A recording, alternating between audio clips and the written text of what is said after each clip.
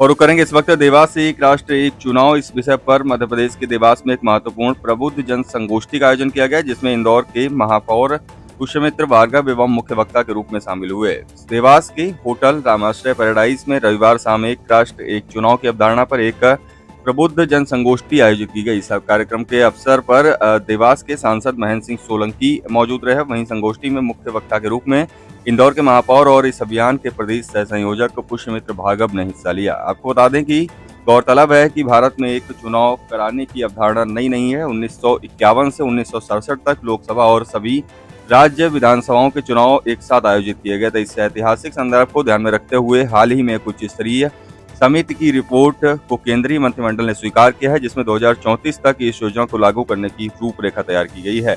आपको बता दें कि इस पूरे विषय पर मुख्य वक्ता पुष्यमित्र भार्गव ने कहा कि एक राष्ट्र एक चुनाव विकसित भारत के लिए एक महत्वपूर्ण कदम है। यह न केवल समय और संसाधनों की बचत करेगा, बल्कि लोकतांत्रिक प्रक्रिया को और मजबूत करेगा। देवास में एक बहुत सार्थक विषय पर चर्चा हुई, वन नेशन वन इलेक्शन क्या पूरा विषय है और आप क्या मानते हैं कि ये किस तरह से जन जन तक अब पहुंचेगा और इम्प्लीमेंटेशन जो सबसे बड़ा सवाल है वो कैसे हो पाएगा? जी, देवास के यशस्वी सांसद महेंद्र सोलंकी जी के प्रयासों से लोकसभा में जो बिल आया है वन नेशन वन इलेक्शन का, उस एक राष्ट्र एक चुनाव के कानून के पक्ष में देवास के प्रबुद्ध नागरिकों के बीच एक गोष्ठी का आयोजन किया गया।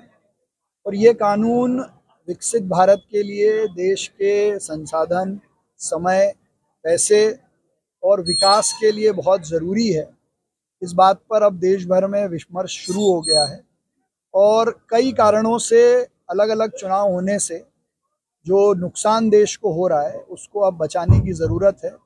और मुझे विश्वास है कि आज के इस विमर्श के बाद देवास से भी सैकड़ों हज़ारों लोग देश के राष्ट्रपति जी को इस बिल के समर्थन में अपना प्रस्ताव भेजेंगे। कौन कौन से चुनाव हैं जिनको सम्मिलित किया जाना चाहिए प्रमुखता देखिए, से? पहले फेज में लोकसभा और विधानसभा के चुनाव को एक साथ कराने का प्रस्ताव बिल के रूप में आया है। और ये दोनों चुनाव यदि एक साथ हो जाएंगे तो 2-2.5 लाख करोड़ रुपए देश के संसाधन और पैसे बचेंगे। इसके अलावा जो रिपोर्ट है, बिल के पहले की रिपोर्ट है, उसमें ये कहा गया है लोकसभा विधानसभा के 100 दिन में नगरीय निकाय के चुनाव भी कराए गए। जी जी, आज जो चर्चा हुई, आपसे सवाल भी करे लोगों ने, तो आपको लगता है ग्रामीण और जो शहरी क्षेत्र की जो जनता है ये लोग समझ पाएगी इस चीज को?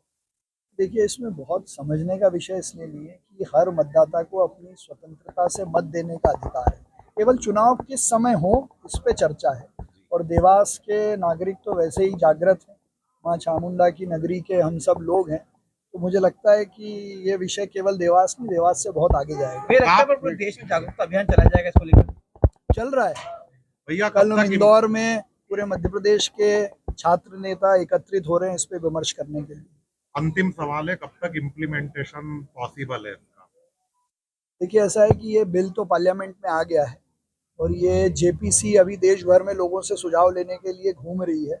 और जेपीसी अपनी जब रिपोर्ट सबमिट करेगी उसके बाद कानून पास होगा, तो मुझे लगता है संभवतः ये 2028-29 के बाद ही होगा। जी भाई, थैंक यू।